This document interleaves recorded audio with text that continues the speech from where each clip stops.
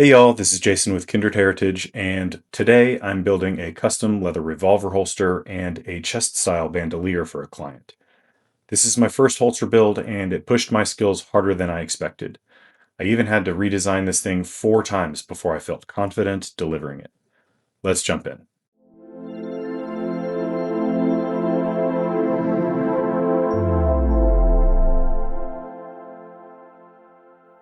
The client and I sketched out every detail before I ever cut leather. Full grain veg-tan dyed a rich mahogany, an elk leather backer for comfort, raw brass hardware that will age beautifully, and a wet molded holster to fit his revolver. To get that fit right, I printed a non-functioning replica that I scaled perfectly to the real firearm. This lets me mold safely and accurately. I started by designing a paper pattern, wrapping and adjusting until everything lines up clean. This holster needs top grain on both sides, so I cut 2 opposite pieces and glued them together around a dowel to lock in the curve that goes over the barrel.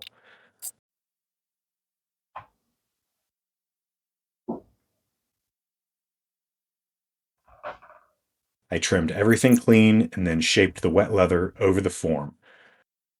Vacuum molding helps to get a tight fit without leaving any marks.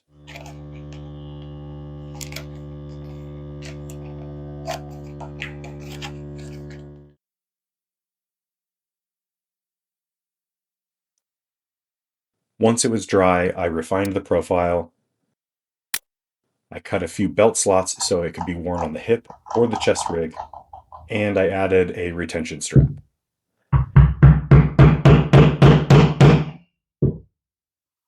Every edge gets smooth, every stitch line is marked, and all of the holes are punched now. Next, I stamped my maker's mark. Doing so anywhere else in the process may have caused issues with dye or stitches being in the way. Time for dye. My dyeing process is a 5-step system. Make sure that you wear gloves because this will stain your hands. First, I start with dye. I like to use a small foam brush using small circles to apply an even coat across the whole surface, making sure to squeeze out some of that excess dye each time I dip into the container. It's important to not go back over sections during this step since as the dye dries, it will look lighter and going back over it will make it splotchy. Leather is a natural product and variations are expected. Don't worry if it's not perfect in this step. Second, I add neat's foot oil. The molding and stamping process can take a lot of moisture out of the leather, and this step ensures an even dye job. Don't worry about using too much, just wipe away the excess. This will darken the leather a lot, so let this sit for about an hour before moving to step 3, and you'll see that it lightens back up. Third step is 3 parts in quick sequence. First, I add resin. This is used as a resisting agent for the 4th step.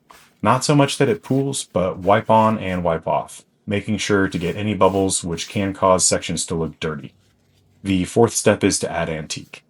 This darkens and protects the leather a little. I like to apply this with either a piece of scrap sheep's fur or a torn shop towel with some frayed edges. This helps the antique get deep into the grooves. Make sure to wipe away any of the excess. The 5th and final step is back to resin. This time it's used as a top coat, creating a waterproof seal, and pulling away any of the excess antique. Again, don't use too much, but buff the leather surface to get a nice shine, or lightly to leave it matte.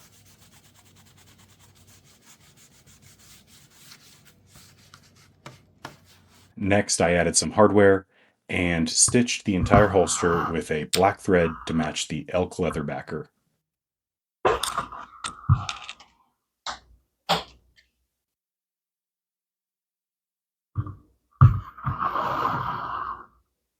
I rounded all of the edges,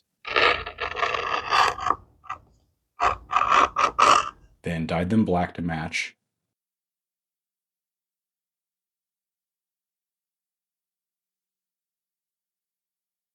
and burnished to a nice glossy edge.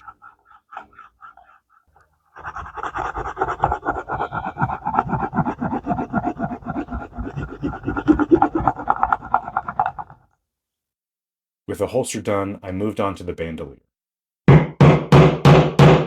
2 straps, one across the chest and one around the torso, both hand stamped with a Celtic pattern designed specifically for this client.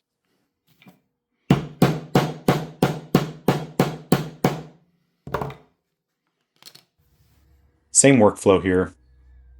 Cut the strap, stamp the Celtic knot pattern, punch the stitching holes, dye the leather mahogany,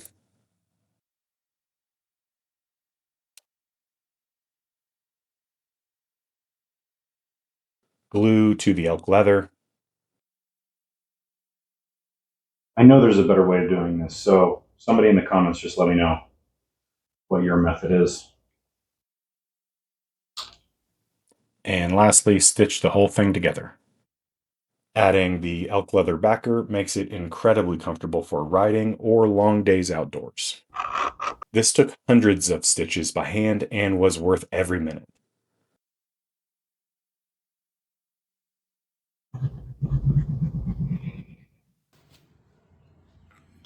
The last detail was a custom 3D printed form for ammo holders, so everything fits tight and clean.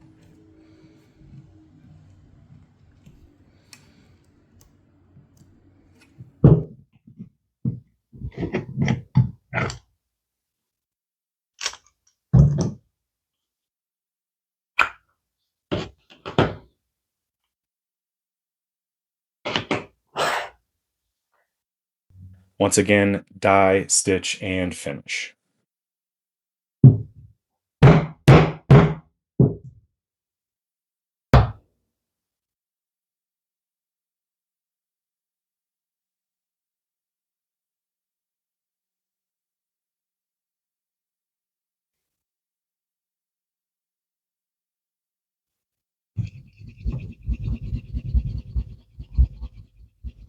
This build fought me at every step. It took multiple failed blanks, a bunch of pattern tweaks, and more patience than I expected. It's also one of the most rewarding leather projects that I've ever made. I am thrilled with how it turned out, and so is the client. I might need to build one for myself now. Tell me your favorite details down below and what other projects you want to see. If you want a custom build of your own, head over to my shop at kindredheritage.myshopify.com. Anyways, thanks for watching, and until next time, get out in the shop and try something new.